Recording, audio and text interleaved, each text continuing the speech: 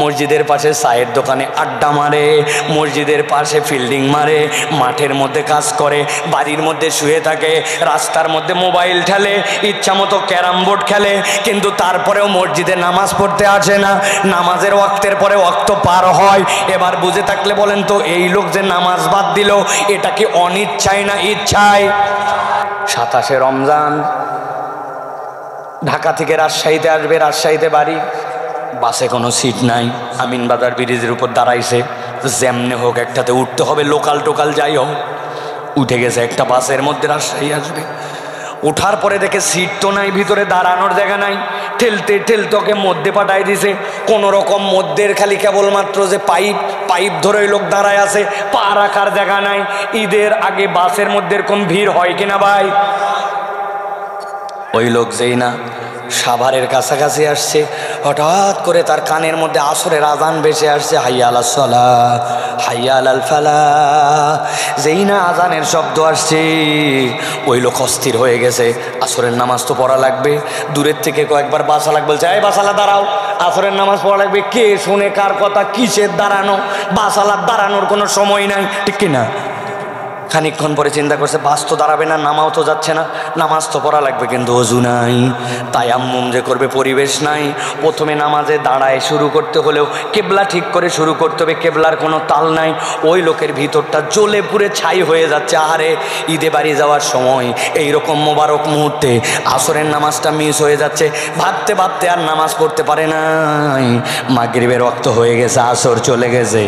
বুঝে থাকলে বলেন, এই লোক যে আসর নামাজ পড়তে পারে নাই, আসর নামাজটা নষ্ট হয়ে গেছে, এইটা কি তার ইচ্ছায় না অনিচ্ছায়? অনিচ্ছায়। ইচ্ছা ছিল কিন্তু উপায় করতে পারে নাই। কিন্তু আপনার এলাকায় এরকম লোক আছে কিনা? রমজান মাসে ওরে বাবারে বাবা, মহিলা হিজাব করে সব সময় ঘুরে বেড়াইছে পুরা রোজার মাস, কিন্তু ঈদের দিনে উনি 2 পিস পরে 3 পিস পরে ওই মুসলমান ঘরের মেয়ে 18-19 বছরের পুরা রাজশাহী শহর দাপায় বেড়ালো। কিরে মা, তুই না রোজার মধ্যে হিজাব করলি, বর্দা করলি, বোরকা করলি? 4000 টাকার ড্রেস কিনেছি, ঈদের দিনে যদি না দেখাই তো দেখাবে কোন দিন? একদিনই তো। কথা ঠিক না? ওর বাপ পর্যন্ত বলতেছে, অত বকাবকি করার দরকার নয়, তুমিও তো বিয়ের পরেই পর্দা ধরেছ, ওরও বিয়ের পরে ধরবেনি। আচ্ছা কিনা ভাই? আপনি কার হুকুমে রোজা মানলেন আর কার হুকুমে আপনি পর্দার বরখেলাপ করলেন? আশহাদু আন্না সাইয়্যিদানা ওয়া হাবিবানা ওয়া তাবিবা কুলুবিনা মুহাম্মদ الذي أرسله بالحق بشيرا ونذيرا وداعيا إلى الله بإذنه وسراجا منيرا فقد قال الله سبحانه وتعالى في كلامه المجيد وفي فرقان الحميد أعوذ بالله من الشيطان الرجيم بسم الله الرحمن الرحيم بل نقذف بالحق على الباطل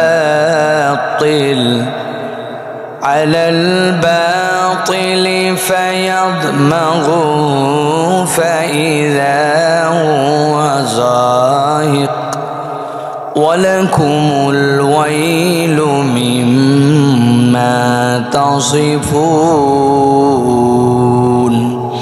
وقال الله سبحانه وتعالى إن الله وملائكته يصلون على النبي يا أيها الذين آمنوا صلوا عليه وسلموا تسليما اللهم صل على محمد وعلى آل محمد كما صليت على إبراهيم وعلى آل إبراهيم إنك حميد مجيد اللهم بارك على محمد وعلى آل محمد كما باركت على إبراهيم وعلى آل إبراهيم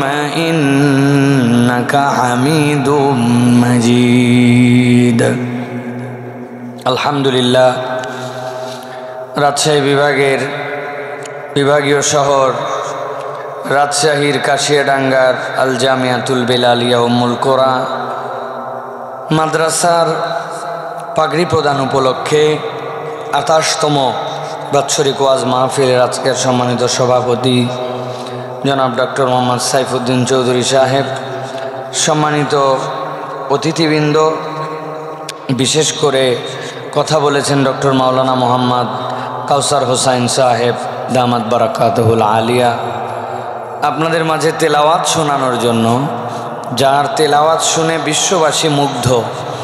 বিশেষ করে ইরানের একটা বিখ্যাত লাইভ শো আছে, পৃথিবীর সব বড় বড় কারীরা সেখানে যান। আমাদের মুশফিক যখন সেখানে তেলাওয়াত করেছে, পৃথিবীর সব বাঘা বাঘা কারীরা বিশ্বাস করে নাই যে এই ছোট্ট মানুষ এই রকম তেলাওয়াত করতে পারে। যে মুশফিক আসছে আলহামদুলিল্লাহ, সে আপনাদের কাছে তেলাওয়াত শোনাবে। আজকের এই মাদ্রাসার সম্মানিত মুহতামিম মাওলানা বেলাল উদ্দিন সাহেব, আমার সামনে উপবিষ্ট সম্মানিত মুরব্বিয়ানে কেরাম, আমার প্রিয় তরুণ যুবকেরা, স্নেহের ছোটরা, কিশোররা, আমার প্রিয় মা বোনেরা, মেয়েরা, সকলকে একবার সালাম দিয়েছি। আরও একবার আপনাদের কাছে দোয়া পাওয়া এবং করার আশায় সালাম নিবেদন করি। আসসালামু আলাইকুম ওয়া রাহমাতুল্লাহ। দেখতে দেখতে রাত বাজে 11:30। আমি আমার পুরা সিজনে রাত্রি 11:30টার সময় কথা বলতে শুরু করেছি। খুবই রেয়ার, খুবই ব্যতিক্রম। কারণ আমি যখন দাওয়াত নেই, ছোট্ট ছোট্ট কিছু শর্ত থাকে। তার মধ্যে একটা শর্ত হচ্ছে, আমার নির্দিষ্ট ভালোবাসার অডিয়েন্সকে আপনি বিরক্ত করতে পারবেন না। আমার অডিয়েন্স আছে, আমি জানি এখানে ফাও তারা আসে নাই, তারা নাম শুনে কথা শোনার জন্য তারা আসছে। সুতরাং তারা আমার অডিয়েন্স। আমার অডিয়েন্সকে আপনি বসায় রাখবেন, রেখে তাদের উপরে জুলুম করবেন, সময় নষ্ট করবেন, এটা হবে না। 9:30 মানে 9:29 না, 9:31 না, 9:30 মানে 9:30। তো আমাদের প্রতিষ্ঠানের স্বার্থে বাচ্চাদের অনেকগুলি পাগড়ি পড়াতে হয়েছে। আমি আবার এই পাগড়ি পড়ানোতে খুব স্ট্রং। দেখবেন সব প্রোগ্রাম সুন্দর হবে, আজারা কথা হবে, কিন্তু পাগড়ি পরানোর সময় মাথায় সুন্দর করে পাগড়িও পরাই দিবে না, খালি কোনো রকম পার করে দিবে। ওদের জন্য আজকের মাহফিল, ঠিক না ভাই? ঢাকা বিশ্ববিদ্যালয়ের সমাবর্তন হয়, আমরা ইউনিভার্সিটির থেকে সমাবর্তন হয়ে, আমার তখনও পিএইচডি শেষ হয় নাই, আমি এমফিল করার পরে আমার সমাবর্তন হয়েছে। তো এমফিলের জন্য আলাদা ধরনের গলার বেল্ট হয়, আগের দিন ড্রেস রিহার্সাল হয়, কত প্রস্তুতি হয়, কারণ ওটা সমাবর্তন। আর এটা আল্লাহর কোরআন পড়ার পর ওর মাথায় পাগড়ি তুলে দেওয়া হচ্ছে, কোটি সমাবর্তনের থেকে এটার দাম বেশি, ওইখানে সময় দিবে না। এই জন্য আমি এইটাতে অ্যাগ্রি যে পাগড়িটা সুন্দর করে পরায় দেওয়ার জন্য আমি চেষ্টা করি। যাই হোক, প্রতিষ্ঠানের স্বার্থে কিছুটা আজকে ডিলে হয়েছে, আমরা এটাকে মেনে নিয়েই আমরা সংক্ষিপ্ত সময়ে কিছু কথা শোনার জন্য চেষ্টা করব। আল্লাহ রাব্বুল আমিন যেন যে কথাগুলি বললে শুনলে দুনিয়া আখেরাতে আমাদের কল্যাণ দেন, সেরকম কিছু কথা আমাদেরকে বলার তৌফিক দান করেন। প্রিয় ভাইয়েরা, আপনাদের এখানে অনেক লোক আছে যারা আশপাশে এখন পর্যন্ত মাহফিলের দিকে আসে নাই। ওনারা মাহফিল উপলক্ষে বাইরে পাঁপড় খাইছে, বাইরে ঘোরাফেরা করছে, আড্ডা মারছে, মোড়ে দাঁড়ায় বিড়ি খাইছে এবং বিভিন্ন দিকের চিপা চাপাতে যায় প্রচুর পরিমাণে এখনও বিড়ি খাচ্ছে। এরকম আছে কি না ভাই? আমার তাদের কাছে নিবেদন, মাহফিল শোনা ফরজ না, ওয়াজিব না। মাহফিল না শুনলে আপনার জন্য গুনাহ হবে না, কিন্তু আপনি যদি বাড়ি থেকে মাহফিলের নাম দিয়ে বের হন আর এই মাহফিলে যদি না আসেন, আমি পুরো আজকের যারা আমাদের ভাইয়েরা আসছেন সকলকে নিয়ে আল্লাহ রাব্বুল আলামিনের কাছে আপনাদের নামে অভিযোগ দিব যে আপনারা মাহফিলের নামে বের হয়েছিলেন, কিন্তু 11:30 পর্যন্ত আপনারা মাহফিলের দিকে একবারও আসেন নাই। আল্লাহ যা ব্যবস্থা লাগে আপনাদের জন্য করে যান। ঠিক আছে তো ভাই? আপনাদের ছেলে পেলে কিন্তু অনেকের মধ্যে পড়ে যাবে, বুঝেন? কিন্তু ঠিক বলার আগে হিসাব করে ঠিক বলেন। রাজশাহী থেকে চাঁপাইনবাবগঞ্জে বিয়ে ধরছে, বরযাত্রীদেরকে বলে দিছে 2 বাসের বেশি আসা যাবে না, 1 বাসে সর্বোচ্চ 50 করে, 2 বাস 100। রাজশাহী থেকে চাপাই চলে গেছে বিয়ে খাওয়ার জন্য। 100 জন বরযাত্রী ধুমধুমায় খেতে বসছে। অনেকক্ষণ মেয়ে পক্ষরা উঁসখুস করে শেষে বলছে, ভাই বরের জন্য তো আলাদা টেবিল রেডি করছি, বর কই? বলতেছে আর জ্বর জ্বর ভাব, এই জন্য আসেনি। বুঝে থাকলে বলেন, যদি জ্বর জ্বর ভাব বর আসেনি এই কথা বলে যদি 100 জন লোক বরযাত্রী হিসেবে বসে পড়ে আর খাওয়া দাওয়ার প্রস্তুতি নয়, তো এদের কপালে ভালো আছে না খারাপ আছে? বলে ব্যাক কল কোথাকার, তোমরা বর না নিয়ে কি করতে এইসব? ভালো ভালো বলতেছি, উঠে যাও, না হলে কিন্তু খবর আছে। ঠিক না ভাই? বুঝানোর জন্য বললাম, বরযাত্রীর যে একটা সাধারণ বিষয়, তো বরযাত্রী না থাকলে যেরকম বর না থাকলে বরযাত্রীর দাম থাকে না। তো আপনার এই মাহফিলের উদ্দেশ্যে এই দোকানপাট, ঘোরাফেরা, বাইরে থাকা, আয়োজন সব এই মাহফিলের উদ্দেশ্যে আজকের জন্য। আপনি কেমন বদনসিব, কেমন কপাল পোড়া যে আপনি একবারও মাহফিলের দিকে আসলেন না। আপনি এক অ্যান্ড্রয়েড মোবাইল নিয়ে, আইফোন নিয়ে, পায়ের মধ্যে কেটস লাগায়, গায়ের মধ্যে এক শার্ট লাগায় ভাবছেন আমি কি হলাম রে বাবা, রে বাবা। এত ভালো না, এত ভাব ভালো না। এই জন্য আমরা বলি ভাই, কোরআনুল কারীমের আয়োজনকে সম্মান দিলে আল্লাহ রাব্বুল আলামিন ওই ব্যক্তির ভাগ্যকে পরিবর্তন করে দিতে পারেন। সুবহানাল্লাহ। আমি আপনাদের কাছে জানতে চাই, এই কোরআনুল কারীমের বেসিক কাজ কি বলেন তো? বলতে পারবেন? বেসিক, একদম বেসিক কাজ কি কোরআনে?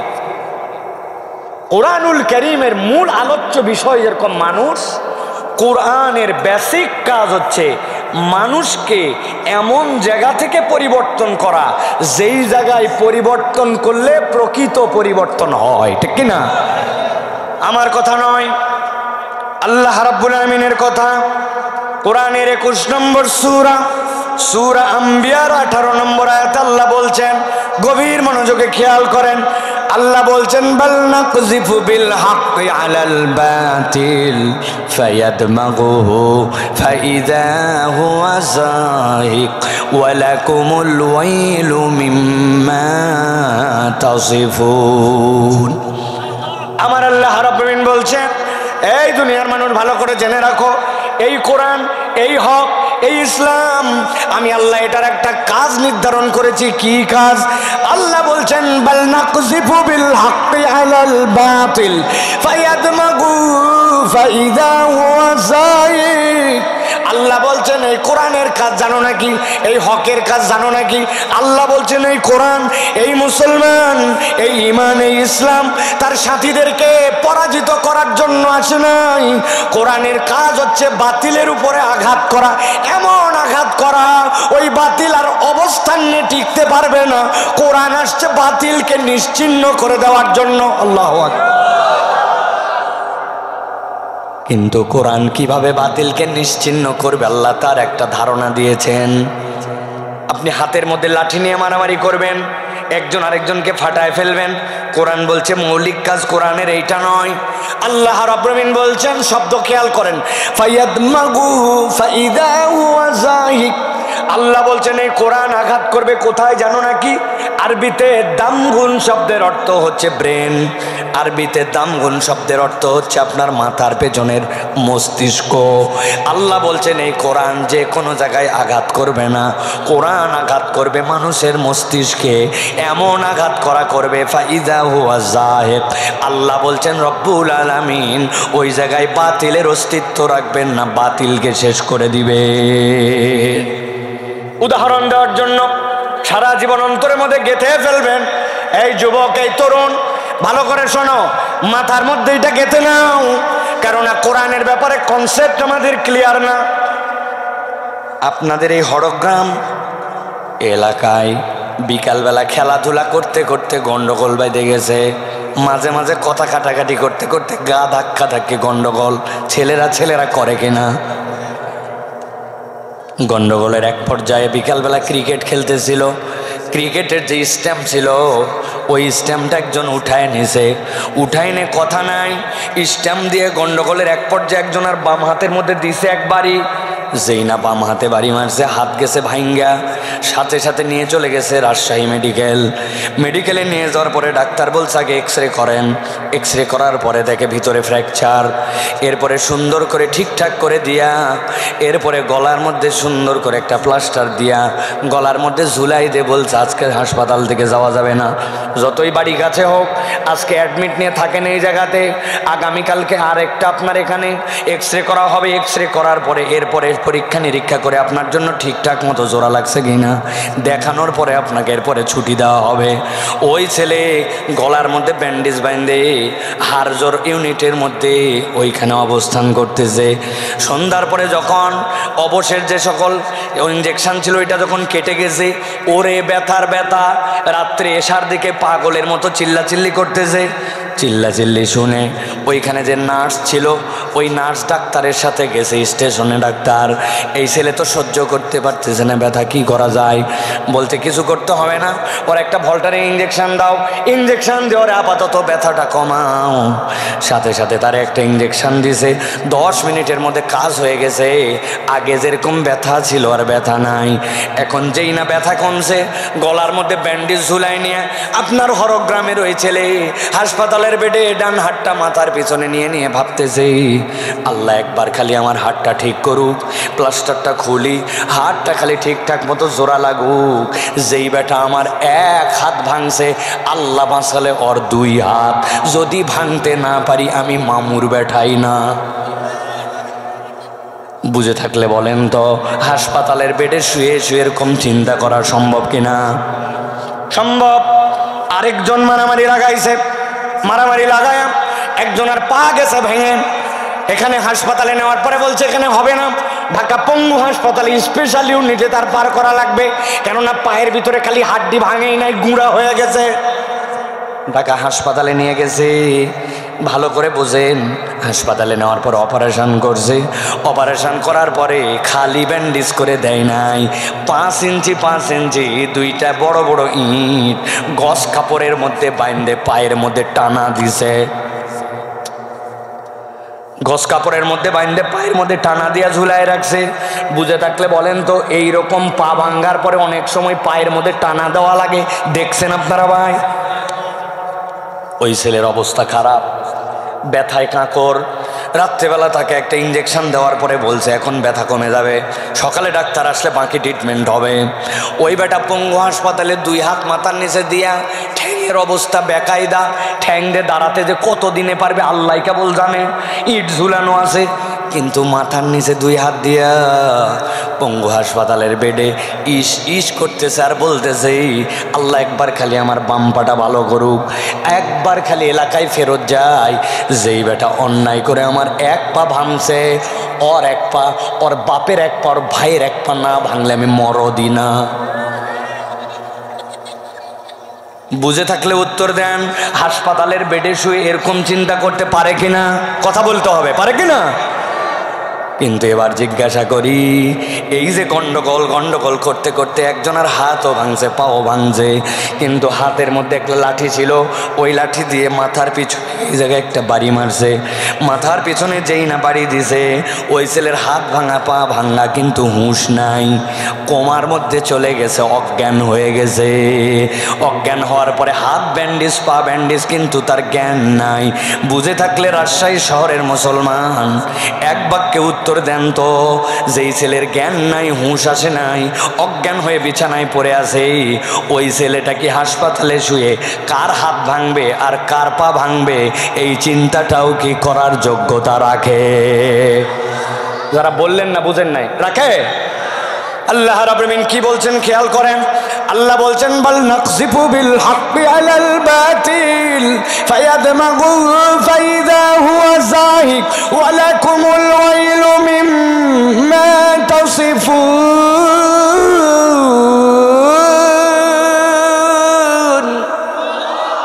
আল্লাহ বলছেন, ও দুনিয়ার মানুষ, আমি আল্লাহ বললাম এই কোরআন বাতিলের উপর আঘাত করবে, এই কোরআন বাতিলকে নিশ্চিহ্ন করবে, তবে সব জায়গায় কোরআন আঘাত করবে না। কোরআন মানুষের পরিবর্তন করবে আখলাকে, নৈতিকতায়, আচরণে। মানুষের যদি নৈতিকতা পরিবর্তন না হয়, চরিত্র পরিবর্তন না হয়, ব্রেনের যদি পরিবর্তন না হয়, বাহিরে বাহিরে সোনার বাংলার গল্প শোনাবেন, আস্তে আস্তে চোরের বদলে ডাকাত হবে, ডাকাতের বদলে সমুদ্র চুরি করবে, ডায়লগ থেকে যাবে, বাংলার পরিবর্তন সম্ভব নয়। ভালো করে এই জন্য বোঝেন, আল্লাহ বলছেন ফাইদা হুয়া যাহিক, এমন পরিবর্তন হবে, বাতিল নিশ্চিহ্ন হবে। কিন্তু আপনাদের কাছে জিজ্ঞাসা করি, বিগত সময় তো আপনারা আমার থেকে ভালো দেখেছেন, বাংলাদেশ হ্যান হয়েছে, ত্যান হয়েছে, ডিজিটাল হয়েছে, সিসি ক্যামেরা হয়েছে। এই সিসি ক্যামেরা হয়ে বাংলাদেশে চোর বাড়ছে না কমছে? মিথ্যা একটা কথা বললেন আপনারা, একটাও চোর বাড়ে নাই, সব চোর ডাকাত হয়েছে। বুঝে সুঝে কথা বলেন। বলবেন হুজুর উল্টাপাল্টা বলতেছেন, আমার কাছে প্রমাণ আছে। আন্দা গন্দা কোনো কথা আপনি আমার কাছ থেকে শুনতে পাবেন না। আমার পাসপোর্টের মেয়াদ 6 মাসের নিচে নেমে গেছে। এখন বিদেশে ভ্রমণের জন্য 6 মাস যদি আপনার মেয়াদ না থাকে, তাইলে আপনার আর পাসপোর্টে কোনো রকম ভিসা লাগবে না, আমার জাপান যাওয়া দরকার। একজন পরামর্শ দিল, দ্রুত যান, যে পাসপোর্টের কাজটা করে নিয়ে আসেন, তবে যাওয়ার সময় কিন্তু প্রস্তুতি নিয়ে যায়েন। আমি মনে করছি পাসপোর্ট অফিসে যাওয়ার পরে বোধহয় আমাকে সই টই করা লাগবে, এই জন্য রেড লিপ 2টা কলম নিছি ভালো ভালো। আপনারা যারা হাসতেছেন মনে করছেন হুজুর ভাত খায় না, হুজুর ভাত খায়। আপনারা যা বুঝছেন আমিও তাই বুঝছি। খুচরা খুচরা 500 1000 এ পকেট ও পকেট আলাদা করে নিয়ে গেছি। যাওয়ার পরে পাসপোর্ট অফিসের দোতলায় আমাকে শুধু ঘুরায়, প্রস্তুতিও খায় না, কাজও করে না। এদিকে তো আমার মেজাজ খারাপ হয়ে যাচ্ছে, কাজ করে না, এই টেবিল ওই টেবিল, এই কথা বলা যাবে না। প্রস্তুতিও খায় না, পাসপোর্টের কাজও করে না। অনেকক্ষণ দোতলায় ঘুরানোর পরে আমাকে খানিকক্ষণ পরে বলছে, হুজুর এবার নিচতলায় চলেন। যেই না নিচতলায় আসতেছি, একটা সিঁড়ি, সিঁড়ির পর একটা ল্যান্ডিং, এরপরে আবার একটা সিঁড়ি, এক ধাপ সিঁড়ি পার করে যেই না ল্যান্ডিংয়ের জায়গায় আসছি, কই দাঁড়ান। দাঁড়ালাম, বলছে মাল দেন। আমি বললাম এই ব্যাক কল, কখন থেকে আমি প্রস্তুতি নিয়ে রেডি, উপরে এতক্ষণ ঘুরাইয়া ঘুরাইয়া এই জায়গায় আসে তুমি মাল দেন, কি পাইছ?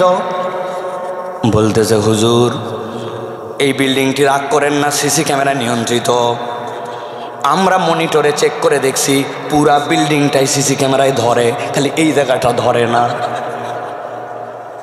যেই জায়গাটা ধরে না ওই জায়গায় উনি মাল খাওয়ার জন্য আমার কাছে আসছে। কিন্তু আমি জিজ্ঞাসা করি, রাজশাহীর বিবেকের কাছে উত্তর দেন, ওই লোকের কাছে যদি 2টা জিনিস থাকতো, 1 নম্বর হচ্ছে কিরামান কাতিবিনা ইয়ালামুনা মা তাফআলুন, কি দিন কি রাত, কি লোডশেডিং, কি ঘরের ভিতর কি বাহির, সব সময় তোমার কাছে 2টা ফেরেশতা আছে যারা তোমার সব কিছু দেখতেছে আর লিখতেছে। এই বোর্ডটা যদি তার কাছে থাকতো, আর সাথে সাথে দেশে যদি এই আইন থাকতো যে এই বোর্ড থাকার পরেও যদি কেউ প্ররোচিত হয় 2 নম্বর করে, তাহলে চুরি করলে কোরআনের আইন অনুযায়ী তার জন্য শাস্তি কি, ডাকাতি যদি করে তার ডান হাত আর বাম পা কাটা চলে যাবে। এখানে কোনো মামু খালু দল কিচ্ছু চিনবে না।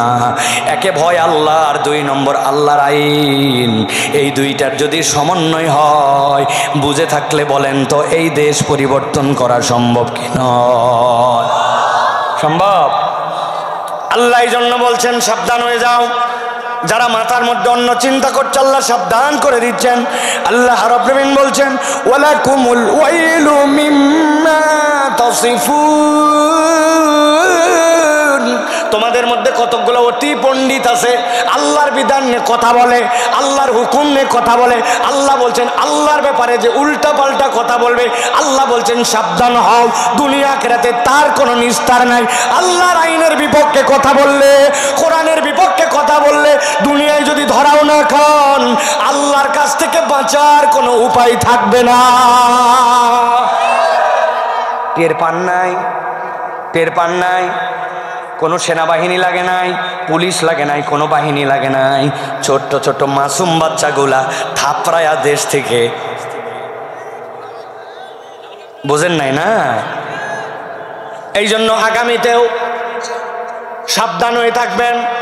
অনেক মানুষ এখনো আছে মুনাফেকের মতো চুপ করে আছে, কখন সুযোগ পেলে আবার ফোঁস করে একটুখানি সবল মারবে। আমরাও বলছি তৌহিদি জনগণ, হৃদয় খুলে দিয়ে প্রস্তুত থাকতে হবে। ইসলামের বিপক্ষে কাজ করে এরকম কোনো মানুষকে আগামীর বাংলাদেশে বরদাস্ত করা হবে না, ঠিক না? অনেকের জলে, কিন্তু সমস্যা নাই, আজকে পুরা মলম দিয়ে দেওয়া হবে, টেনশন করেন না।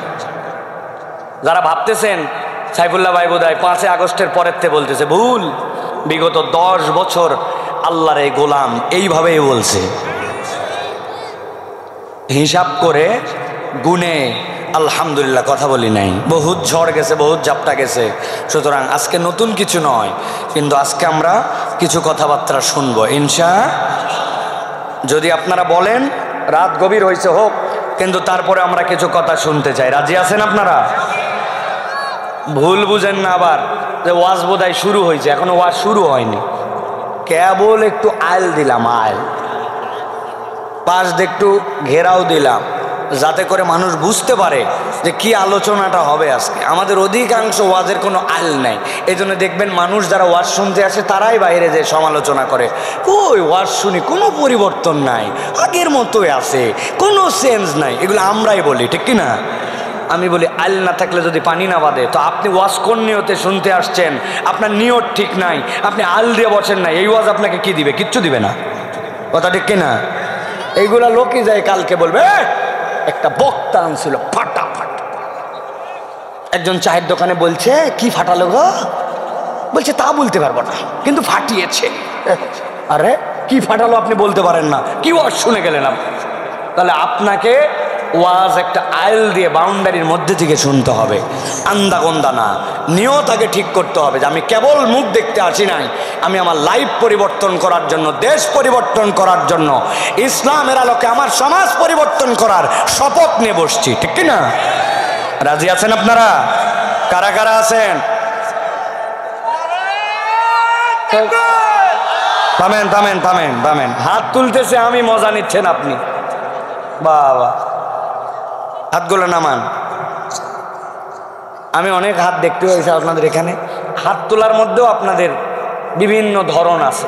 এখন ঢাকাতে আমাদের হাত সোজা করার মানে হচ্ছে এরকম করা, আর রাজশাহীতে হাত সোজা করার মানে এরকম, অথবা হুজুর বলছে এরকম, হাত সোজা মানে এরকম। এটা 1 নম্বর কথা। 2 নম্বর, অনেকেরই হাতের মধ্যে ব্যক্তিগত উদ্যোগে মোবাইল দেওয়া লাগে, লাগে তো না ভাই? কারা কারা যেন হ করতে, কারা কারা মোবাইল দেন হাতে? কোনো মোবাইল গিরিজ আমাদের দেওয়া লাগে। ওই যে দরজা যেরকম অনেকদিন পুরাতন হয়ে গেলে দেখবেন দরজা লাগানোর সময় আপনি লাগাচ্ছেন, শব্দ হয় ক্যাঁ খ্যাঁ, আমাদের হাত কি ক্যাঁ খ্যাঁ করে? আল্লাহর দেওয়া মোবাইল, আল্লাহর দেওয়া গিরিজ, আপনার 70 বছর পার হয়ে গেল, আর আপনাকে বললাম হাতটা একটু সোজা করেন, আপনি হাতটা সোজা করতে পারলেন না, তা হবে না। একসাথে যে যেখানে আছেন হাত দুটা টান টান করে সোজা করেন। করছেন সবাই? এবার ডানে বামে তাকায় দেখেন কারা কারা উঠাতে পারে নাই, চেহারাগুলো দেখে নেন। সবাই উঠাতে পারছে? সোজা হয়েছে সবার হাত? সবার হাত সোজা হয়েছে? শক্ত করেন, শক্ত। এবার একটু পিছন দিকে দেন, পিছনে, এবার একটু সামনে দেন, এবার একটু সোজা করেন, এবার একটু ডানে দেন, মাশাআল্লাহ। এবার একটু বামে দিয়েছেন, এবার হাতটা এইরকম করে সোজা করেন, হ্যাঁ মাশাআল্লাহ। এবার ডানে বামে একটু নড়াচড়া দেন, একজনের সাথে আরেকজনেরটা লাগুক। ওই যে সাদা পাঞ্জাবি পরা ভাই, আহা আহা, মনে করছেন হুজুর দেখতে পাইনি না? এই ডাব্লিউ লেখা বুক, কি খবর? এই পিচ্ছিরে হাত তোলেন, একবারে গেলে কিলায় ঠিক করে দেবেন। হাত সোজা করেন, সোজা করেন। করছেন সবাই? হ্যাঁ, আর নড়াচড়া করতে হবে না, সোজা করেন। এবার একটু গলাটা পরিষ্কার করেন। হয়নি ভালো করে। পেছন থেকে, সামনের বাচ্চারা খুব অ্যাক্টিভ, পেছন থেকে শব্দটা দেন তো। হ্যাঁ, হাত সোজা করছেন, মাশাআল্লাহ। এবার বুক বরাবর নেন, এই বরাবর। এবার আমরা হরগ্রাম এলাকাবাসীকে জানাতে চাই, আজকে মাঠের মধ্যে যারা 11:30 পর্যন্ত ওয়াজ শুনতেছে, এগুলো একটাও কোনো দুর্বল ব্যাটারি না, এগুলো সবল ব্যাটারি। এরকম একটা তাকবীর দিতে হবে, পারবেন ইনশাআল্লাহ? এরকম একটা তাকবীর যারা দিতে পারবেন তারা বলেন আল্লাহুম্মা আমিন। আর 1000 পাম্পট্টি দেওয়ার পরেও যারা তাকবীর দিতে পারবেন না তারা বলেন আল্লাহুম্মা আমিন। আছে আছে আছে না ভাই? আমি দিনাজপুরে এক মাহফিলে গেছি, যাওয়ার পরে এমন পাম দেওয়া দিছি, আল্লাহর জন্য একটা তাকবীর দিতে হবে, দিনের জন্য তাকবীর দিতে হবে, কোরআনের পক্ষে তাকবীর দিতে, আর ইরি পাম, আমন পাম, আলু পাম, সব পাম দেওয়ার পরে তাকবীর দিছে, লিল্লাহে তাকবীর। সামনে এক মুরব্বী ছিল, উত্তর দিছে আল্লাহ। ওই উত্তর শুনে আমি বুঝছি ভাই, পাম দিয়ে কাম হবে না, ঠিক না ভাই? দিল থেকে যদি না আসে, আপনি পাম দিয়ে কাম করতে পারবেন?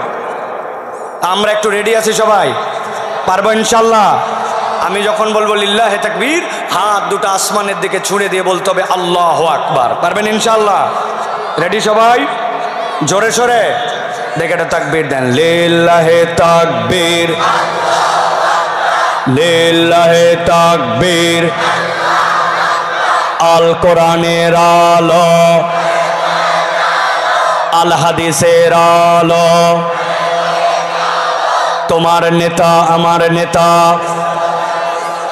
তোমার নেতা আমার নেতা, আলেম ওলামা যেখানে, আল্লাহর আইন যেখানে, লিল্লাহে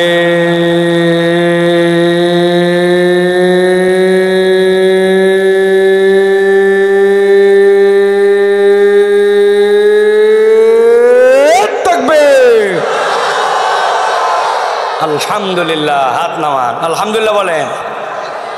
শয়তান আছে আর এতক্ষণ বাইপাস পার, ঠিক কিনা? আল্লাহু আকবার শয়তান সহ্য করতে পারে না, এই জন্য আল্লাহু আকবারের স্লোগানও দেখবেন অনেকে সহ্য করতে পারে না। আমরা দ্ব্যর্থহীন কণ্ঠে বলে দিতে চাই, ইনশাআল্লাহ আগামীর বাংলাদেশ ইসলামের বাংলাদেশ, আগামীর বাংলাদেশ কোরআনের বাংলাদেশ, আগামীর বাংলাদেশ বৈষম্যহীন বাংলাদেশ, আগামীর বাংলাদেশ আলেম ওলামার বাংলাদেশ। ওই বাংলাদেশে আল্লাহু আকবারের পক্ষে যারা, তাদের পক্ষে আমরা, আল্লাহু আকবারের পক্ষে নয় যারা, তাদের পক্ষে আমরা নয়, ঠিক কিনা? যে যার রাস্তা পরিষ্কার করে নেক। মুরব্বীরা ঠিক বলছেন নাকি? খবরদার আপনারা কোনো ঠিক ঠিক বলবেন। বিগত 50 বছর আপনাদেরকে দেখছি আমরা, এক কাপ চা আর এক বিড়ি দিয়ে ইমান বেচে ফেলা। আন্দাজি ঠিক, তরুণরা ঠিক হতে হবে, ঠিক কিনা? মুরব্বীদের আল্লাহ হায়াত দারাজ করুক, আল্লাহ তাদের ছায়া আমাদের প্রতি দীর্ঘ করুক, আমাদেরকে ধাক্কায় মুরব্বীদেরকে সামনে নেওয়ার তৌফিক দান করুক। বলুন হুজুর এই দোয়া কোথায় পেলেন? কোরআনে আছে, ওয়াজআলনা লিল মুত্তাকিনা ইমামা। অনুবাদই জানি না আমরা। রব্বানা হাবলানা মিন আজওয়াজিনা ওয়া যুররিয়াতিনা কুররাতা আয়ুনিন। আল্লাহ আমার পরিবারকে, আমার চোখের জন্য, আমার সন্তানকে, আমার স্ত্রীকে, আমার স্বামীকে আমার চোখের জন্য ঠান্ডা বানায় দাও। ওয়াজআলনা লিল মুত্তাকিনা ইমামা। আর আল্লাহ আমাকে, আমার সন্তানকে মুত্তাকিদের ইমাম বানাও। আমি সাপোর্টার হওয়ার দোয়া করি নাই, আল্লাহ বলছেন তুই নিজে ইমাম হওয়ার দোয়া কর। তাহলে আমরা যদি নেতৃত্ব নেই, বাংলাদেশ পরিবর্তন হবে রাজি আছেন তো ইনশাআল্লাহ? চলেন রাত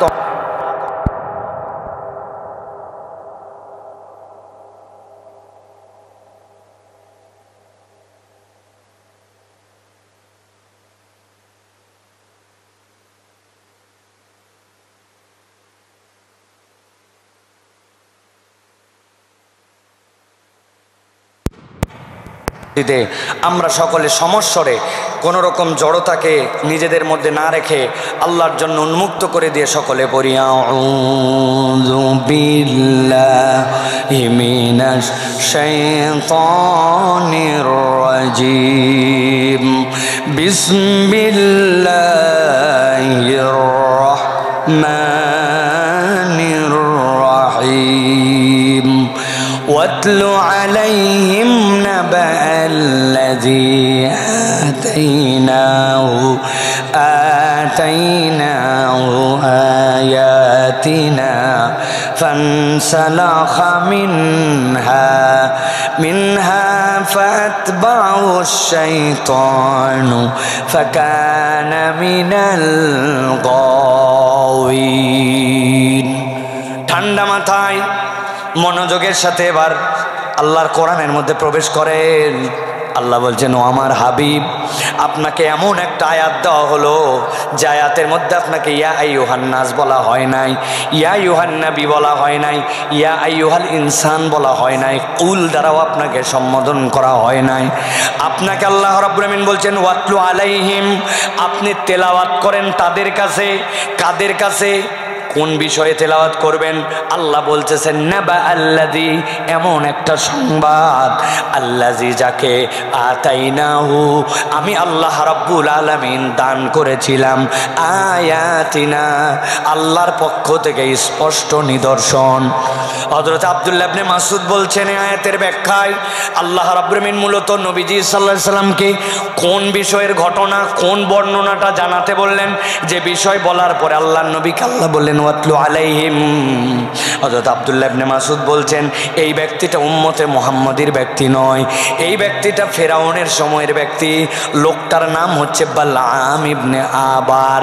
কি তার পারফরমেন্স ছিল যার কারণে আল্লাহ তার কথা নবীকে কিয়ামত পর্যন্ত মানুষকে বলতে বললেন?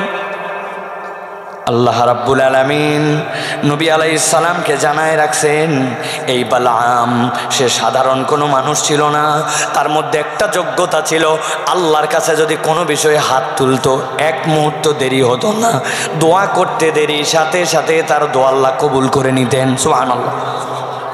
ফেরাউনের লোকেরা সব তার কাছে গেল, যাওয়ার পরে বলল তোমার কাছে আমরা আজকে একটা দোয়ার প্রস্তাব নিয়ে আসছি। কি দোয়ার প্রস্তাব?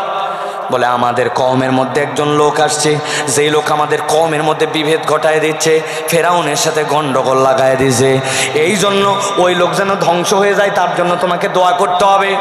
বালআম জিজ্ঞাসা করলো লোকটা কে, তার নাম কি? বলে লোকের নাম হচ্ছে মূসা। গন্ডগোল এখন ফেরাউনের সাথে সেই মূলত লাগাইছে। বালআম সাথে সাথে বলল ওই লোকের ব্যাপারে তো আমিও কিছু কথা শুনছি। কি শুনছো তুমি? বলে এরকম করে ডান হাতটা বাম বগলের নিচে নেয়, যেই না বের করে হাত দিয়ে সূর্যের মতো আলো বের হয়, হাত পুড়ে যায় না। আবার প্রয়োজন শেষ হলে আস্তে করে বগলের নিচে হাত নিয়ে যায়, ওই হাতের আলো বন্ধ হয়ে যায়। আরও শুনছি মাঠের মধ্যে অনেকগুলা উট দুম্বা এগুলা পাল নিয়ে চড়ানোর জন্য যায়, যাওয়ার পরে সবাই সতর্ক থাকে, কিন্তু এই লোক সতর্ক থাকে না, গাছের নিচে ঘুমায় যায়। কিন্তু ওই লাখের হাতের মধ্যে একটা লাঠি আছে, ওই লাঠিটা পুঁতে রেখে দেয়। ওই পালের মধ্যে থেকে কোনো উট কোনো ভেড়া যদি একবার বের হয়, ওই লোক ঘুমায় কিন্তু লাঠি সজাগ হয়ে যায় যে পিটায়া ওই দুম্বা ভেড়াকে লাইন মতো নিয়ে এসে আবার লাঠি জায়গা মতো দাঁড়ায় যায়। এমন লোক, যেই লোক এইগুলা করে, এইটা তো আমার দৃষ্টিভঙ্গিতে যদি জাদুকর হইতো, জাদুকর ঘুমায় গেলে তার জাদু শেষ হয়, কিন্তু এই লোক তো ঘুমানোর পরেও তার কার্যকারিতা চালু থাকে, হলেও হতে পারে সত্য লোক, অতএব তার জন্য আমি কোনো বদদোয়া করতে পারবো না। যেই না এই কথা বলেছে, সাথে সাথে যারা আসছিল ফেরাউনের, তারা বলতে শুরু করলো তোমার কাছে কেউ ওয়াজ শোনার জন্য আসছি নাকি আমি? মিয়া মনে করছো ওই লোকের যদি ক্ষতি হয় তাহলে খালি আমাদের লাভ, তোমারও লাভ। বলে আমার কি লাভ? বলে তোমার দোয়া কবুল হয় জন্য লোক তোমার কাছে আসে, হাদিয়া দেয়, তোমাকে অলি মানে, তোমার এত বড় মজমা। এখন যেই লোকের এত বড় বড় কেরামত দেখতেছ, এই লোক যদি কিছুদিন মধ্যে প্রতিষ্ঠিত হয়ে যায়, তাহলে কি তোমার কাছে মানুষ আসবে নাকি মিয়া? আমরা খালি আমাদের স্বার্থে আসছি নাকি তোমার স্বার্থেও আসছি? ভালো থাকলে বদদোয়া করে শেষ করো, এক বনে এক বাঘ। আল্লাহ বলতেছেন, ভালো করে খেয়াল করেন, আমার কথা নয়, আল্লাহ বলছেন এই লোক সাথে সাথে এই টোপটা গিলে ফেললো। আল্লাহ বলছেন আল্লাযী আতাইনাহু আয়াতিনা, যাকে আল্লাহর পক্ষ থেকে আয়াত দেওয়া হয়েছিল, স্পষ্ট পরিষ্কার হকটা সে চিনতে পেরেছিল, কিন্তু আল্লাহ বলছেন সে একটা অপরাধ করে বসলো। ফানসালাখা মিনহা, আল্লাহ বলছেন চেনার পরেও বোঝার পরেও সত্য প্রকাশিত হওয়ার পরেও ওই ব্যক্তি আল্লাহর আয়াত থেকে মুখ ফিরায় নিল। আমি রাজশাহীর মুসলমানের কাছে প্রশ্ন রাখতে চাই, যারা আমার কথা বুঝতেছেন খেয়াল করে উত্তর দিবেন, আপনার আমার সমাজেও এরকম লোক আছে কি না, যেই লোক আল্লাহর সুস্পষ্ট বিধান জানার পরেও, আল্লাহর বার্তা বোঝার পরেও, হককে চিনার পরেও নিজের খামখেয়ালিতে আল্লাহর আয়াত থেকে মুখ ফিরায় নাই? এরকম লোক কি আমাদের রাজশাহীতে আছে কি না? আমি একটা লোককে চিনাই দিব, দেখেন তো চিনতে পারেন কিনা, যদি মিলে যায় তাহলে কথা বলেন, চিনাবো। 27শে রমজান ঢাকা থেকে রাজশাহীতে আসবে, রাজশাহীতে বাড়ি, বাসে কোনো সিট নাই, আমিনবাজার ব্রিজের উপর দাঁড়াইছে, যেমনে হোক একটাতে উঠতে হবে, লোকাল টোকাল যাই হোক, উঠে গেছে একটা বাসের মধ্যে, রাজশাহী আসবে। ওঠার পরে দেখে সিট তো নাই, ভিতরে দাঁড়ানোর জায়গা নাই, ঠেলতে ঠেলতে ওকে মধ্যে পাঠাই দিছে। কোনো রকম মধ্যের খালি কেবলমাত্র যে পাইপ ধরে ওই লোক দাঁড়ায় আছে, পা রাখার জায়গা নাই। ঈদের আগে বাসের মধ্যে এরকম ভিড় হয় কিনা ভাই? ওই লোক যেই না সাভারের কাছাকাছি আসছে, হঠাৎ করে তার কানের মধ্যে আসরের আজান ভেসে আসছে, হাইয়া আলাস সালাহ হাইয়া আলাল ফালাহ। যেই না আজানের শব্দ আসছে, ওই লোক অস্থির হয়ে গেছে, আসরের নামাজ তো পড়া লাগবে। দূরের থেকে কয়েকবার বাসালাক বলছে, এই বাসালা দাঁড়াও, আসরের নামাজ পড়া লাগবে। কে শুনে কার কথা, কিসের দাঁড়ানো, বাসালার দাঁড়ানোর কোনো সময় নাই, ঠিক কিনা? খানিকক্ষণ পরে চিন্তা করছে, বাস তো দাঁড়াবে না, নামাও তো যাচ্ছে না, নামাজ তো পড়া লাগবে, কিন্তু অজু নাই, তায়াম্মুম যে করবে পরিবেশ নাই। প্রথমে নামাজে দাঁড়ায় শুরু করতে হলেও কেবলা ঠিক করে শুরু করতে হবে, কেবলার কোনো তাল নাই। ওই লোকের ভিতরটা জ্বলে পুড়ে ছাই হয়ে যাচ্ছে। আহারে, ঈদে বাড়ি যাওয়ার সময় এইরকম মোবারক মুহূর্তে আসরের নামাজটা মিস হয়ে যাচ্ছে, ভাবতে ভাবতে আর নামাজ পড়তে পারে নাই। মাগরিবের ওয়াক্ত হয়ে গেছে, আসর চলে গেছে। বুঝে থাকলে বলেন, এই লোক যে আসর নামাজ পড়তে পারে নাই, আসর নামাজটা নষ্ট হয়ে গেছে, এইটা কি তার ইচ্ছায় না অনিচ্ছায়? অনিচ্ছায়। ইচ্ছা ছিল কিন্তু উপায় করতে পারে নাই। কিন্তু আপনার এলাকায় এরকম লোক আছে কিনা?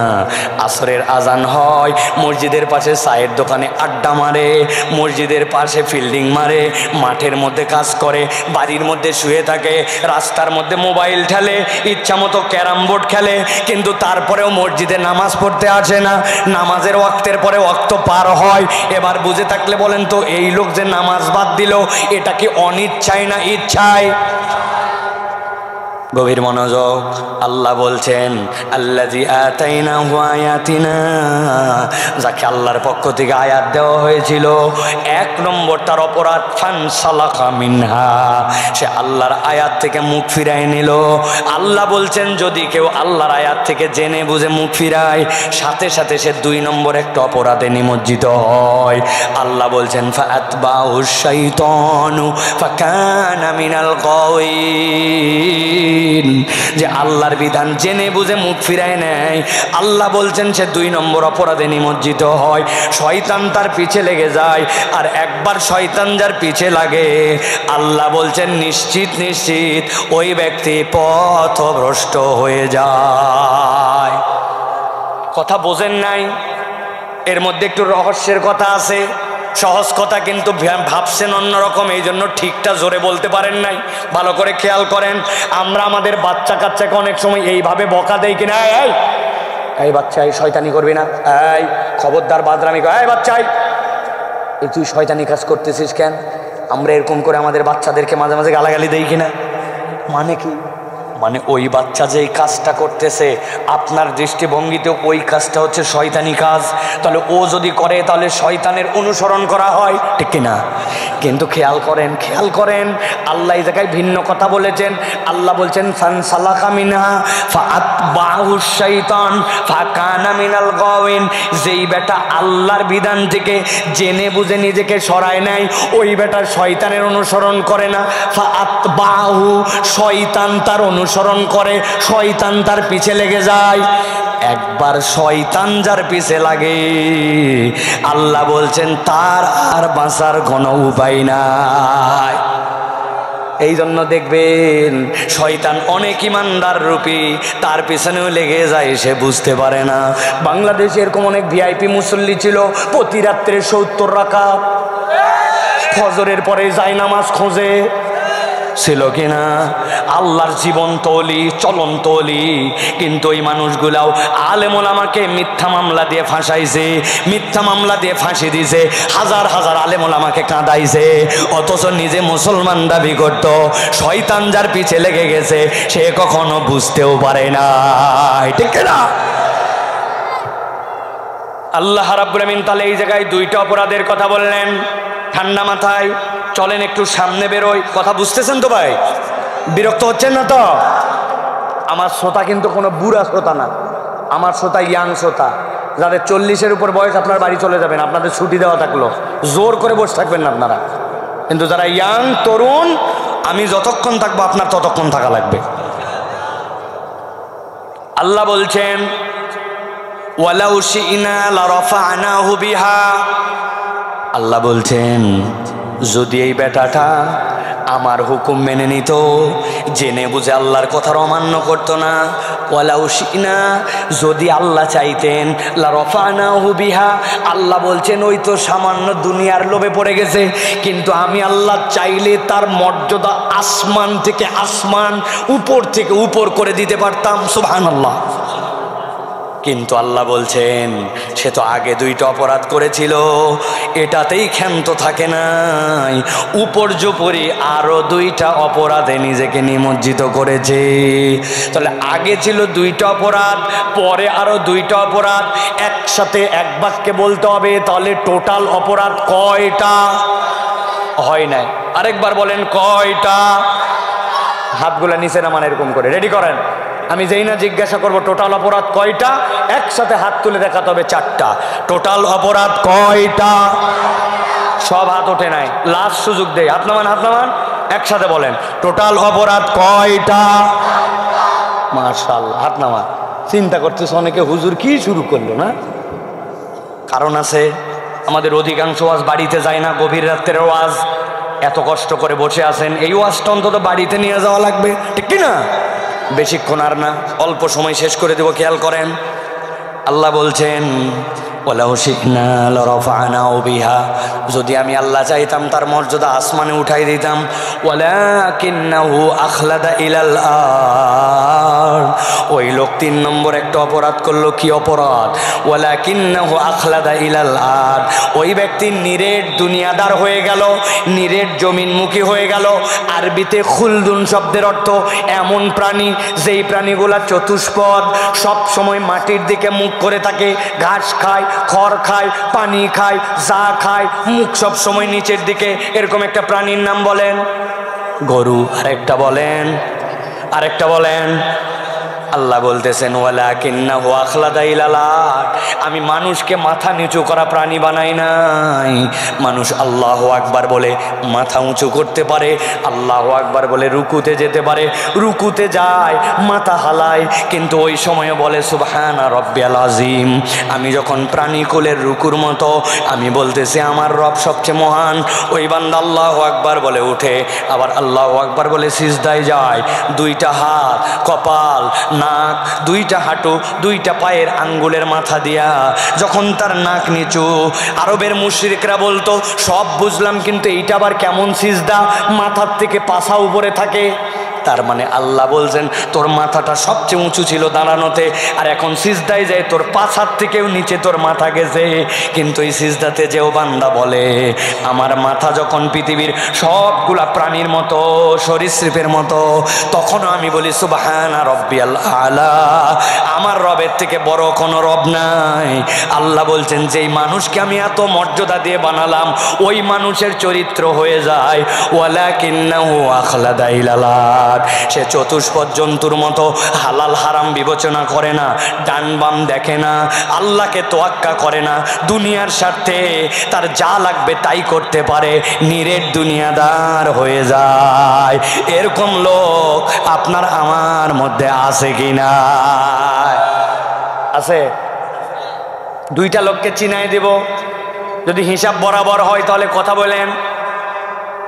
ঈদের বাজার করার জন্য আপনি নিউ মার্কেট গেছেন, ঈদের বাজার করার জন্য আপনি আপনার পছন্দের মার্কেটে গেছেন, ভালো জিনিসটা কিনবেন, কাপড়টা কিনবেন, দোকানে যাওয়ার পরে দাম দর করবেন। এরকম সময় দেখেন যে দোকানদার আপনাকে বলতেছে আপনার মতো চেনা লোক বলে কেনা দামে দিলাম। আছে না ভাই? বাপ দাদার জন্মে দেখে নাই আপনাকে বানাইছে চেনা লোক, কেনা দামে দিলাম বলে 1000 টাকা কাল্লা কেটে ফেলছে, লাভ করবি কর, কিন্তু এমন কাটা কাটছে মাথায় খারাপ। আছে কিনা? ওর দোকানের মাল হালাল, ব্যবসা হালাল, জিনিস হালাল, কিন্তু কেবল দুনিয়াদারিতে একটু ব্যবসা বাড়ানোর জন্য আপনারে চেনা লোক বানাইছে, কেনা দামে বলে মিথ্যা কথা বলছে, আপনারে বলছে আপনি বৌনির কাস্টমার, এরকম করে 2 নম্বর করে। এরকম লোক আমাদের সমাজে আছে কিনা? আছে ভাই, আছে। ওর হালাল হারামের কোনো বিবেচনা নাই, লাগবে আমার। এত বড় দাড়িওয়ালা, নামাজ এক ওয়াক্ত মিস করে না, কিন্তু বাড়ি করার সময় কান্নিসটা ঠেলে সরকারের রাস্তার উপর তুলে দিছে, 4 আঙ্গুল কৌশল করে 1 ইট আগায় দিছে যে এটা উনার জমির মধ্যে নয়, উনি জানে এটা আমার জমি নয়, কিন্তু তারপরে একটু ঠেলে যায়, আগায় যায়, আইল কাটে একটুখানি জমি বাড়ায়। এরকম মুসলমান আছে কি নাই? বাপ মরার সময় বলে গেছিল আমি মারা যাওয়ার পরে ইনসাফ মতো, হক মতো, ফারায়েজ মতো জমি জমা বোনকে দিয়ে দিবি। নিজের মরার বয়স হয়েছে, 2 বার হজ করে আসছে, কিন্তু আজ পর্যন্ত বোনের জমি ঠিক মতো ফেরত দেয় নাই। এরকম ভিআইপি মার্কা মুসলমান রাজশাহীতে নাই। বুঝে বলেন আছে? ওয়ালাকিন্নাহু আখলাদা ইলাল, আল্লাহ বলতেছেন ও নিরেট দুনিয়াদার, দুনিয়া ছাড়াও কিচ্ছু বোঝে না। আসরের নামাজের পর একজনের কাছে গেছে, বাবাজি ডাক্তার দেখানো লাগবে, 1000 টাকা হাওলাত দেন। বলছে হাতে টাকা নাই সর। খানিকক্ষণ পর আবার গেছে, চাচা বড় বিপদে পড়ছে, 1000 টাকা দেন। বলছে বললাম হাতে টাকা নেই, চল। খানিকক্ষণ পরে বলছে চাচা আপনার কাছে এমনি এমনি আসি নাই, জেনে বুঝে আসছি। আজকে কি বার? আজকে হচ্ছে শুক্রবার, আজকে যদি 1000 দেন, আগামী রোববার দিন আল্লাহ বাঁচালে 1250 ক্যাশ রিটার্ন। বলছে ব্যাককল কোথাকার, মানুষের হাতের টাকা থাকে নাকি? বাড়ির চল। বাড়িতে নিয়ে চলে গেছে। বাড়িতে যাওয়ার পরে 1000 টাকা দিয়ে বলছে লাগলে আরো বল। তো চাচি আম্মা ওই ব্যবসা করে, বাড়িতে বসে থেকে কি করবে? তবে যা করবি তাড়াতাড়ি কর। ছোট দিনের বেলা মাগরিবের আজান হয়ে গেছে, আমি যাই তাকবীরে উলার সাথে জামাত ধরবো। আসরের নামাজের পরে এসে দাদনে টাকা লাগায়, সুদে টাকা লাগায়। এত বড় দাড়িওয়ালা নামাজও পড়ে, আবার মাগরিবের নামাজ জামাতে ধরতে চায়, কিন্তু সুদে টাকা লাগায়, দাদনে টাকা খাটায়। এরকম মুসলমান এলাকায় না। ভালো করে বোঝেন, আল্লাহ বলছেন ওয়ালাকিন্নাহু আখলাদা ইলাল আরদ, সে বোঝে না এরকম না, কিন্তু নিরেট দুনিয়াদার হয়ে গেছে। ও পশুর মতো মাথা নিচু করছে, আল্লাহ চেনে না, রসুল চেনে না, ইসলাম চেনে না, হালাল চেনে না, হারাম চেনে না, তার দুনিয়া লাগবে, যেমনি ইচ্ছে তেমনি করে, ঠিক না? আল্লাহ বলছেন এটা 3 নম্বর অপরাধ। 3 নম্বর অপরাধ ওয়ালাকিন্নাহু আখলাদা ইলাল আরদ। 4 নম্বর অপরাধ আল্লাহ বলতেছেন এবার ওয়াত্তাবা হাওয়া। ওই মানুষের 4র্থ অপরাধ হচ্ছে ওই লোকটা ওয়াত্তাবা হাওয়া, মন পছন্দ জিন্দেগি চালায়। তার ইলাহ কেবল আল্লাহ নয়, তার ইলাহ হচ্ছে তার নফস। তার আল্লাহরও কথা মানে, আবার যতদূর পর্যন্ত ভালো লাগে না ওখান থেকে আবার নিজের কথাও মানে, খেয়াল খুশির জীবন চালায়। এরকম মুসলমান আছে কি নাই? ঘুমায় যদি না থাকেন বলেন আছে কি নাই? আল্লাহর ওয়াস্তে আছে বলা বাদ দেন, বলেন আমরাই। কিসের আছে? চাচা এখনো মুখে দাড়িটা রাখেননি কেন? বয়স তো 60+ আপনার, কি ব্যাপার? বলছে বাবা তোমার চাচি আম্মা লাইক করে না, দাড়ি রাখা চাচি লাইক করে না, এই জন্য মুরব্বী 60 বছর বয়স হয়েছে এখনো দাড়ি রাখে না। এরকম নামধারী মুসলমান আল্লাহকেও দোহাই দেয়, এরকম মুসলমান আছে কি নাই? এই যুবক তোমার মুখে দাড়ি নাই কেন? তুমি না মুসলমান সন্তান, কি ব্যাপার? বলছে হুজুর আমার বিয়ের কথা চলছে, তো মেয়ে বলেছে দাড়িওয়ালা ছেলে বিয়ে করবে না। বেটা আমি তোমাকে ফতুয়া দিয়ে গেলাম, যদি দাড়িওয়ালা ছেলেকে মেয়ে বিয়ে করতে রাজি না হয় ওই মেয়েকে বিয়ে করা জায়েজ নাই। আল্লাহ বলছেন ওয়াইন্নাকা লাআলা খুলুকিন আযীম, ও আমার হাবিব আপনাকে কিয়ামত পর্যন্ত মানুষের জন্য আমি স্মার্ট ম্যান বানালাম, আপনার থেকে স্মার্ট কেউ হতে পারবে না। আর তুমি মনে করো দাড়ি রাখলে তোমাকে আনস্মার্ট লাগে, বুঝে যদি মনে করো ইমান থাকবে না, না বুঝে মনে করলেও পানিশমেন্ট হওয়া লাগবে। কথা বুঝে নিও, ভার কথা। এক ছেলের এরকম ফুকু দাড়ি, ফুকু ছাগলের মতো একটু, ঢাকাতে ওনার এক স্যার বলছে এই তো দেখতে তো ছাগল ছাগল লাগে। ওই বলছি you are absolutely right sir. আরে আমি টিটকারি করলাম, আর এই ছেলে বলতেছে যা বলছেন ঠিকই বলছেন। বলছে কি রে, তোকে তো আমি টিটকারি করলাম আর তুই বলিস ঠিক বলে। স্যার আপনি ভুল কি বলেছেন? আমার যেরকম সেরকমই তো বলছেন, ছাগলের মতো দেখতে তো আমি ছাগলের দাড়ি, আপনি ঠিকই বলছেন। তবে স্যার আপনি একটু সাহস দিলে আপনাকে একটা কথা বলতে চাই। বলছে বল, কি বলবি? বলছে স্যার আমার দাড়ি ছাগলের মতো দেখতে, আমার ছাগল লাগে, কিন্তু আপনার চেহারার দিকে আমি যতবার তাকাই ততবার কুত্তা কুত্তা লাগে। কুত্তার মুখে দাড়ি আছে, তা ভুল কে বলেছে? গায়ে মেখান কেন কথা? প্রিয় ভাইরা, আল্লাহ বলছেন ওয়াত্তাবা হাওয়া, বুঝানোর জন্য বললাম, কেউ আপনাকে বাধা দেয় না, আপনার নফস আপনার ইলা হয়ে গেছে। এই জন্য আপনি আপনার অন্তরের অনুগামী হন। আল্লাহ মানি ততটুকু যতটুকু লাগে, আবার নফস যতটুকু ততটুকু।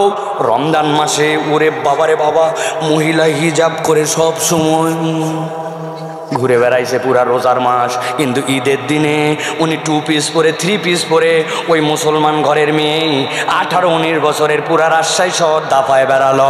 কিরে মা, তুই না রোজার মধ্যে হিজাব করলি, পর্দা করলি, বোরকা করলি? 4000 টাকার ড্রেস কিনেছি, ঈদের দিনে যদি না দেখাই তো দেখাবে কোন দিন? একদিনই তো। কথা ঠিক না? ওর বাপ পর্যন্ত বলতেছে অত বকাবকি করার দরকার নয়, তুমিও তো বিয়ের পরে পর্দা ধরেছ, ওরও বিয়ের পরে ধরবেনি। আচ্ছা কেনা ভাই, আপনি কার হুকুমে রোজা মানলেন আর কার হুকুমে আপনি পর্দার বরখেলাপ করলেন? আল্লাহর সাথে কি হিসাব বরাবর করার যোগ্যতা আছে? রমজান মাসে দুপুরবেলা তৃষ্ণায় বুক ফেটে যাচ্ছে, আপনি বাথরুমের ভিতরে গেছেন, যাওয়ার পরে চিন্তা করছেন আজকে বুদ্ধি করে গোসল করি, মগ দিয়ে করব না, ঝর্ণা ছেড়ে দিছে, মাথার মধ্যে দিয়ে পানি পড়তেছে, নাকের উপর দিয়ে যখন পানি নেমে যাচ্ছে তখন আস্তে করে 2 বার মারে দিছে। বুঝে থাকলে বলেন তো, এই যে 2 বার কারা কারা মারছেন? হাত তোলেন। আছেন কেউ? নাই। কেন রে ভাই, কষ্ট হয় নাই রোজায়? তৃষ্ণা লাগে নাই? লাগছে হুজুর, কিন্তু আমি যে ওই বাথরুমের মধ্যে নাকের উপর দিয়ে পানি যাওয়ার সময় খাইলাম, কেউ না দেখলেও একজন দেখে। কে? ভয় পাচ্ছেন নাকি নাম বলতে? দেখে কে? জোরে বলেন, দেখে কে? কেউ যে দেখেন ওইটা দেখে আল্লাহ। ওই বান্দা ওই ইমান করে পুরা রোজায় 1 ফোঁটা পানি খাইলো না, 1 ফোঁটা কিচ্ছু খাইলো না, কিন্তু ওই বান্দাই কেমনে আবার ঈদের দিন থেকে বেনামাজি হয়ে গেল? ওই আল্লাহ কি তার নামাজ দেখে না? ওই বান্দাই কেমনে আবার মুখ দিয়ে মিথ্যা কথা বলা শুরু করে দিল? ওই বান্দা এবার কথায় কথায় কেমনে অন্যকে গালি দেয়? তার মানে আল্লাহ বোধহয় খালি খাওয়াটা দেখে না, কিন্তু রব্বুল আমিন যে আপনার প্রত্যেকটা পদক্ষেপ দেখে। আল্লাহ ভীতি আপনাকে রমজান এটা ডিমান্ড করেছিল, কিন্তু আপনি পাত্তা দেন নাই।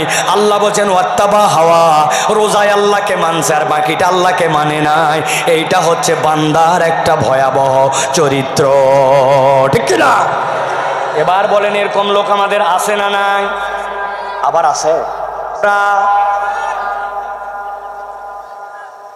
আপনাদের রাজশাহী থেকে বিয়ে শাদী হয়, কথা বলতে হবে। মুশফিককে নিয়ে আসেন, ওয়াজ শেষ করে দেবো। মুশফিককে নিয়ে আসেন। রাজশাহীতে বিয়ে শাদী হয়, হয় ভাইয়ের বিয়ে, বোনের বিয়ে, বন্ধুর বিয়ে, আত্মীয় স্বজনের বিয়ে, খালাতো বোনের বিয়ে, মামাতো বোনের বিয়ে হয় কিনা? এবার একটু মিলান। ইসলামের বিয়ের মধ্যে মৌলিক বিধান 3টা। কয়টা? 1 নম্বর হচ্ছে ইজাব আর কবুল, এটা ফরজ।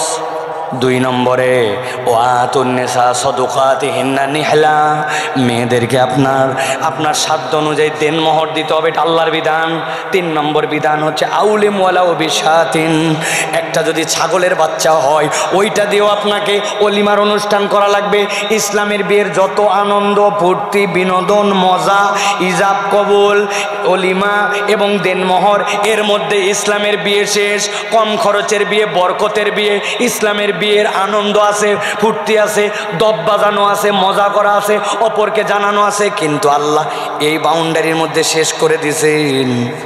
বুকে হাত দিয়ে উত্তর দেন, আপনার আমার রাজশাহীতে বিয়ে শাদী কি এইটুকুতেই শেষ না আরো কিছু আছে? কি আছে ভাই?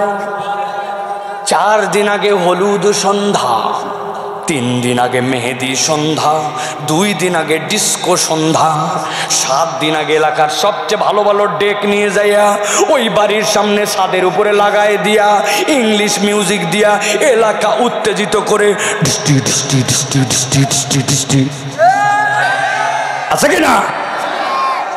ওই ঢিষ্টি ঢিষ্টি বাড়ির থেকে আসরের নামাজের সময় এক হাজি সাহেব নামাজ পড়ার জন্য আসতেছে। একজন তো চাই, হাজি সাহেব আপনার কি শুরু করছেন? আপনার মিউজিকের ঠালে আমাদের অবস্থা খারাপ, বাচ্চা কাচ্চা বুড়া বৃদ্ধ 7 দিন পাগল বানাই ফেলছেন, আপনি একটা হাজি সাহেব মানুষ। হাজি সাহেব বলছে থাম থাম থাম, তোরও বেটি আছে। আমি কি করতে চাইছি নাকি? আমার নাতিরা একটু করতে চাইছে, এলাকার বন্ধু বান্ধব একটু করতে চাইছে, সহ্য তো করছিসই, আর একটা দিন ধৈর্য ধর, তোরও বেটির বিয়ে দেওয়া লাগবে, চল আসরের নামাজ পড়ে আসি।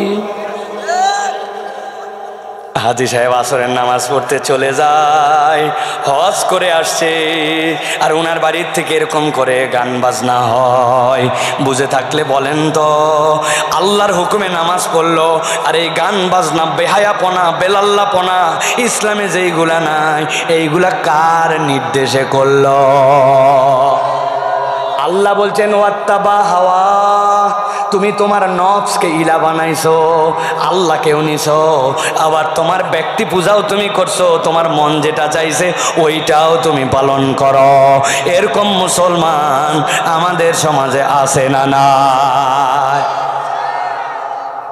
ভালো করে খেয়াল করেন, হিসাব মিলান, নিজের জীবন দিয়ে হিসাব মিলান, কাউরে ভিকটিম বানায়েন না, প্রতিপক্ষ বানায়েন না। ওয়াত্তাবা হাওয়া, আমরা আমাদের জীবনে রেগুলার র্যান্ডম এই কাজগুলি আমরা করতেছি, ঠিক কিনা? আবার মনে করতেছি ইসলামের দিকে আমি অনেকখানি আগায় গেছি। একটা গল্প মনে পড়ছে, বলবো। কুমিল্লায় একটা পাগল ছিল, ওই পাগলের নাম হচ্ছে মুসনা। কি নাম? মুরব্বীদের বলা লাগবে না, যুবকরা মুখস্থ করা লাগবে। কি নাম? মুসনা। মুসনা কোনো কিছু নাই, তার কোনো পাগলামি নাই, খালি একটা, ও খালি পুরাতন বোতল কুড়ায়। কি কুড়ায়?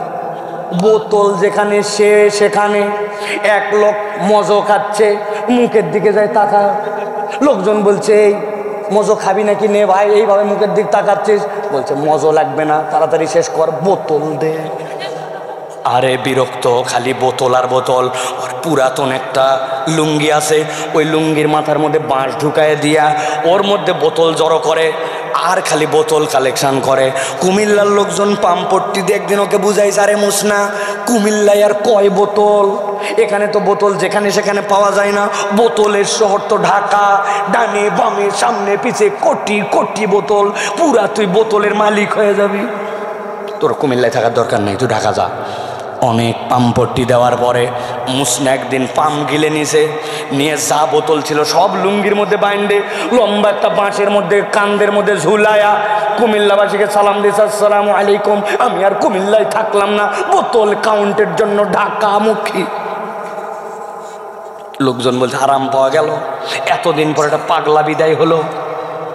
মুসনা দে হাঁটা গিয়ে হাঁটা, হাঁটতে হাঁটতে হাঁটতে সকাল থেকে জোহরের আজান পর্যন্ত অনবরত হাঁটে দাউদকান্দি ব্রিজ। এমন হাঁটা হাঁটছে, মুখ চোখ বসে গেছে, চোখ লাল হয়ে গেছে। আসমানের দিক তাকায় দেখে সূর্য মাথার উপর থেকে, দেখলাম সূর্য হাইলে গেছে। যদি এখন আমি এই হাঁটে যাই দিনে দিনে তো আমি ঢাকা মুছতে পারবো না, কি উপায়? পরে বুদ্ধি করে যেই পর্যন্ত গেছিলাম ডাক দিয়া, মরদ আবার কুমিল্লায় আজকে আসছে রেস্ট করার জন্য, আল্লাহ যদি বাঁচায় আগামীকালকে ওই দাগের ওই জায়গার থেকে ঢাকা। বুঝে থাকলে বলেন তো ভাই, এই পদ্ধতি সালাম দেননি, বলছে ও ভুলে গেছে, আসসালামু আলাইকুম। বললাম মুরব্বী বসেন, বসে আমার সাথে চা খান অন্তত। এই যে ওই লোক আছে যে উত্তেজিত হয়েছে, আমার বিস্কুট জুবানো ছিল, 10-11 সেকেন্ড পরে তুলে যখন মুখে দিতে যাব, মুখে না যায় দেখে বিস্কুট অ্যাক্সিডেন্ট করছে। বিস্কুট অ্যাক্সিডেন্ট করে যেই না এই জায়গায় পড়ে গেছে। পাশে ওই জায়গায় দেখে একটা কুকুর বসা ছিল, কোনো কথা নাই, ওইটা দেখে দৌড়ায় চলে আসলো। আমি পা সরাতে দেরি, ওই জায়গায় মাথা নামায়া বিস্কুট যেটা পড়ছে 2 টান দিয়া বিস্কুট খাওয়া শেষ। ওই দিনের মতো 2টা বিস্কুট খাইয়া আমি আমার চা খাওয়ার পর্ব শেষ করছি। পরের দিন ওই দোকানে এসে আবার চা খাওয়ার জন্য বসছি। যেই না বসছি দেখি কোত্থেকে জানি একটা কুকুর আসছে, আসার পরে লেজ নামানো, মাথা নিচু করা, আমার গায়ের দিকে চলে। আমি দোকানদারকে বললাম, দোকানদার গায়ের দিকে চলে টাকা। বলছে হুজুর আপনাকে ডিস্টার্ব করার জন্য আসে নাই, তাকায় দেখেন ওর লেজ নামানো, ওর মাথা নিচু, কানগুলা সামনে দেওয়া। গতকালকে আপনি ওরে যে বিস্কুট খাওয়াইছিলেন ওইটার কৃতজ্ঞতা জানানোর জন্য দেখেন পিছনটা নড়ায় চড়ায় আপনাকে শুকরিয়া জানাচ্ছে। আমি রাজশাহীর মুসলমানকে জিজ্ঞাসা করি, বলেন তো ভাই, যেই কুকুর আজকে লেজ ডাউন দিয়া মাথা নিচু করে আমাকে কৃতজ্ঞতা জানায়, গতকালকে ওই কুকুরটাকে কি আমি বিস্কুট খাওয়াইছিলাম নাকি বিস্কুট পড়ে গেছিল? কথা বলেন, বিস্কুট খাওয়াইছিলাম না বিস্কুট অ্যাক্সিডেন্ট করছিল? পড়ে যাওয়া বিস্কুট চেটে খেয়ে 24 ঘন্টা পরে কুকুর কৃতজ্ঞতা জানায়। কিন্তু আপনি এরকম মানুষ আপনার আশপাশে খুঁজে পাবেন, তার বিপদে টাকা হাওলাত দিয়েছেন, এরপরের থেকে টাকা ফেরানোর খবর নাই। তার বিপদে আপনি আগায় আসছিলেন, এখন আপনার প্রয়োজন, আপনাকে চেনে না। তার যেই সময় কেউ ছিল না আপনি তার পাশে দাঁড়ায় গেছিলেন, আজকে তার কিছু হয়েছে, আপনাকে আর চিনতে পারে না, উপকার তো করে না, সুযোগ পালে উল্টা আপনাকে বাঁশ দিতেও ছাড়ে না। আল্লাহ বলছেন ফামাসালুহু কামাসালিল কালব, ওই লোকের উদাহরণ কুকুরের মতো। কেন? আল্লাহ বলছেন অকৃতজ্ঞতার জন্য নয়, সে তো মানুষের থেকে বেটার প্রাণী অনেক সময় হয়ে যেতে পারে। কেন তাহলে? আল্লাহ বলছেন, গভীর মনোযোগে খেয়াল করেন, ইন তাহমিল আলাইহি ইয়ালহাস আও তাতরুকু ইয়ালহাস যালিকা মাসালুল কওমিল্লাযীনা কাযযাবু বিআয়াতিনা ফাকসুসিল কসাসা লাআল্লাহুম ইয়াতাফাক্কারুন।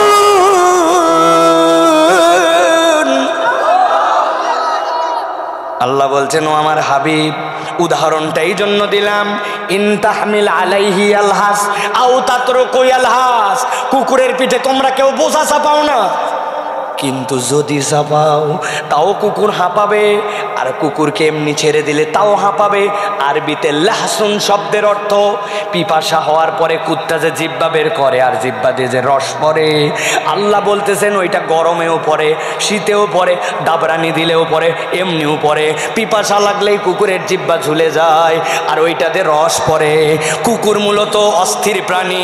আল্লাহ বলছেন যেই বান্দারা জেনে বুঝে আল্লাহর আয়াত থেকে দূরে সরে যাবে, শয়তান যার অনুগামী হবে, যেই বান্দি হালাল হারাম চিন্তা করবে না, নিরেট দুনিয়াদার হয়ে যাবে, আর 4 নম্বর মন পছন্দ জিন্দেগি চালাবে। আল্লাহ বলতেছেন, নবী বলে দেন, তার জীবনটা দুনিয়া আখেরাতে আমি আল্লাহ কুত্তার মতো অস্থির বানায় দিব, তার পিপাসা কখনো নিবারিত হবে না। নিজেদের জীবন মিলান, এত জোরে ঠিক বলার দরকার নাই। আমাদের জীবনগুলো অস্থির, চাই চাই আরো চাই, কোথায় যে আমার চাওয়া শেষ হবে, মনে কোনো শান্তি নাই। কয় ভাল লাগতেছে না, কয় কি জন্য, কয় জানলে আবার বলি নাকি কেন ভাল লাগতেছে না তাও জানে না। আছে কিনা ভাই? ও আমার যুবক, আমার বয়সী, বয়স তোমাদের থেকে খুব বেশি না, হয়তো ইয়াংদেরকে বলতেছি, ভাই তুমি হয়তো ভাবতেছো হুজুর আপনি সেই মানদার তামলে পড়ে আছেন। না ভাই, আমি পাবলিক ইউনিভার্সিটি পড়া মানুষ, পাবলিক পরীক্ষা দিয়া বিশ্ববিদ্যালয়ের ইতিহাসের সর্বোচ্চ নাম্বারধারী মানুষ এই জেনারেশনের মানুষ। তোমাদের সাথে কাঁধে কাঁধ দিয়া এই সংগ্রাম আন্দোলন করে ফাইট করা মানুষ, জাতিসংঘ সদর দপ্তর পর্যন্ত বাংলাদেশের পক্ষে দালালি করা মানুষ। নিরেট হুজুর না? কেন বললাম এই কথা? ভাইরে, ভাবতেছ হুজুর আধুনিক দুনিয়ায় একটু অস্থিরতা হয়, এখনকার জীবনে একটু চঞ্চলি, এখনকার দুনিয়াটা এরকম মডার্ন, এখন তো 4G 5G।